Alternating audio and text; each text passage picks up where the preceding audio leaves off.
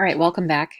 Today I'm going to cover section 1.2 in chemistry, looking at matter and its properties. Our learning objectives for today are to distinguish between physical properties and chemical properties of matter, classify changes as either physical changes or chemical changes, and then explain gas, liquid, and solid states in terms of its particles. So I'm sure you guys all know the 3 states of matter, or the 4 states if you include plasma, but you have to be able to describe them in terms of their particles.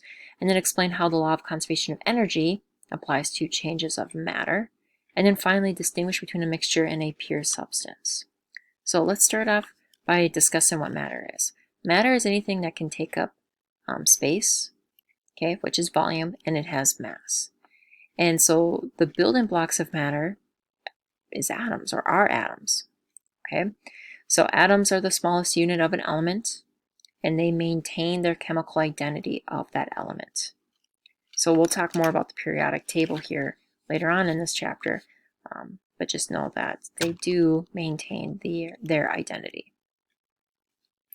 Now, an element is a pure substance that cannot be broken down into a simpler, stable substance, and it's only made up of one type of atom.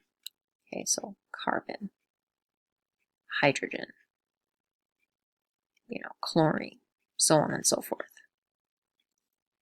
A compound is 2 or more different elements chemically bonded, and the substance can be broken down into simpler substances. So like water can be broken down to the process of hydrolysis. So H2O broken down into hydrogen and oxygen. Molecules are the smallest unit of an element or a compound that retains all of its properties. Sorry, I could see that this window cut off. Of that element or compound. Okay, so very similar to compound, except that it can also include like 2 of the same atoms bonded together. So on this next slide, I think I do a pretty good job illustrating that. So atom, smallest unit of matter, 3 main parts: protons, neutrons, electrons. Basic building blocks of matter, smallest part of an element. Whereas with elements, it's a pure substance made up of just 1 atom, and it can be identified by the number of the protons it contains, and we find elements on the periodic table. Compounds, you have 2 different elements that join together. Molecules, we have 2 or more atoms joined together chemically, and they can be the same atom. So here I have nitrogen gas, oxygen gas, and water, H2O. All of these are examples of molecules. But compounds can only be when you have 2 or more different elements bonded together. So it says all compounds are molecules, but not all molecules are compounds. All right, so substances can have characteristic properties like extensive properties or intensive properties. So extensive property means that it depends on how much you have of it. So if you have more of it, your volume is going to increase, your mass is going to increase, the energy of that's going to increase, size, weight, and length.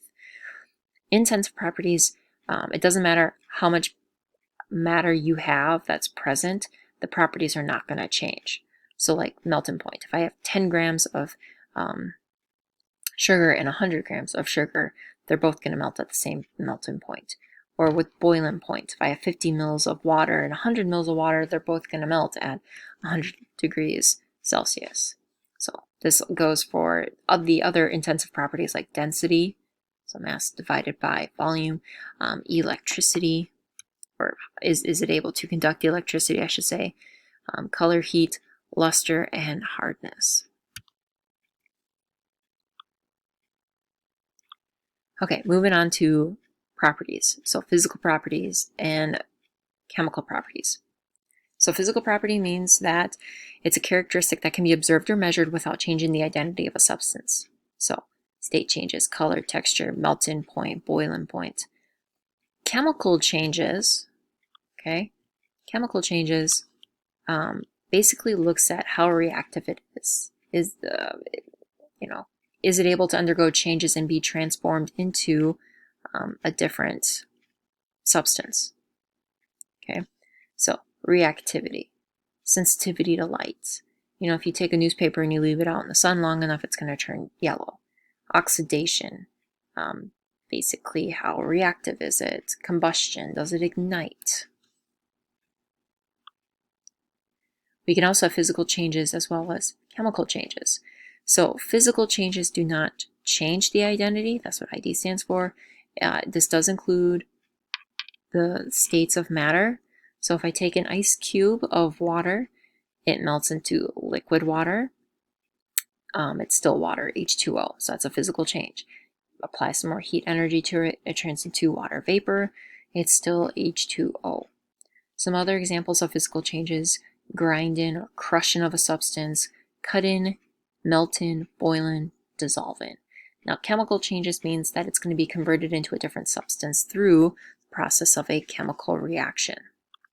So, some evidence for chemical reaction: if you see gas being produced, or if you see a precipitate being formed, or the release or absorption of energy, as well as a color change. So I'm going to show you a picture here. Okay.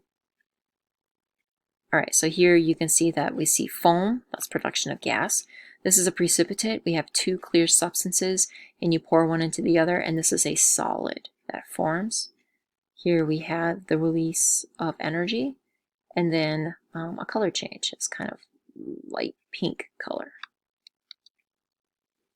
But a chemical reaction, the anatomy of it, if you will, the parts of it, on the left-hand side are the reactants, and on the right-hand side are the products. So mercury oxide gets broken down into mercury and oxygen. So this would be the reactant, and here I have two products, what comes out. Another example of a chemical reaction, C6H12O6 plus 6 molecules of carbon dioxide yields 6 molecules of water and 6 molecules of oxygen, as well as some energy. So these are my reactants, and these are my products. All right, moving on to demonstrations of physical and chemical change. We're going to save this for in the classroom. Okay, let's recap the states of matter. So I know you guys probably know the states of matter pretty good.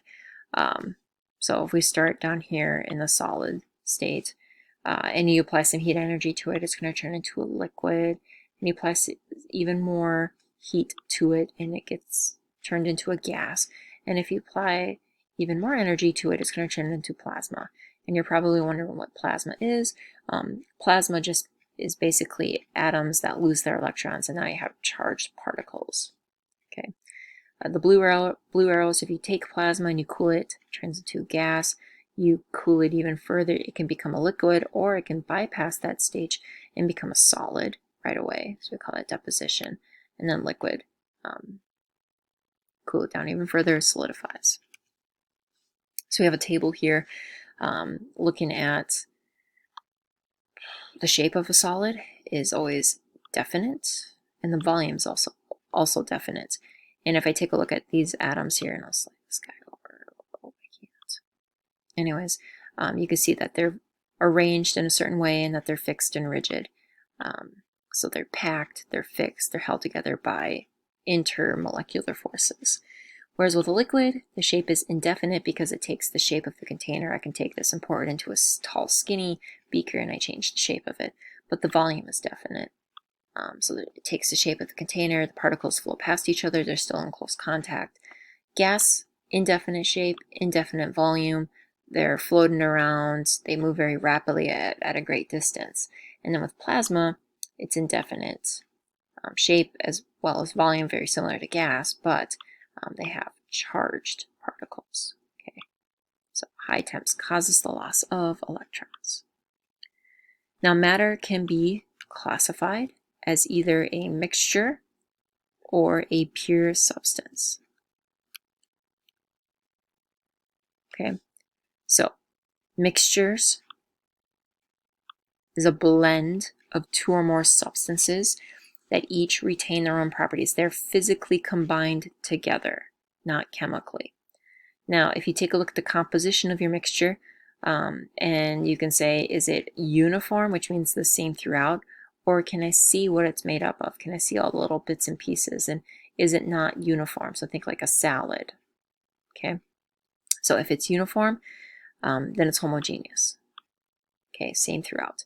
If it's not, That means it's not evenly mixed. It's still a mixture, but it's a heterogeneous mixture.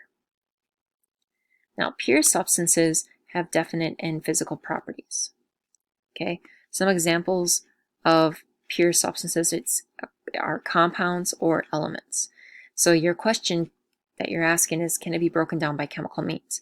And if so, then it is a compound, and it can usually be broken down by heating or electrolysis. So 2 or more different elements are joined together by chemical bonds. Those bonds can be broken and turned into its elements.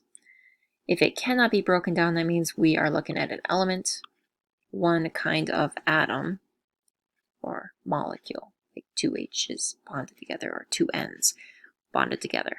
So some examples of an element could be like chlorine gas or just plain carbon. Okay. Compound, we have H2O, methane. For a heterogeneous mixture, we could take a look at water and sand. For a homogeneous mixture, could be sugar dissolved, like 100% dissolved in water. I guess I could list off some more examples. Why not, right? So for homogeneous mixture, air, stainless steel. Heterogeneous, granite, wood, blood. Compounds, I think I already said water. Salt, NaCl, sugar. And then for elements, gold, aluminum, oxygen. So lots of examples there. Okay, make sure you know the difference between a pure substance and a mixture. Okay, so a pure substance has exactly the same characteristic properties. A lot of times those properties are used to identify that substance.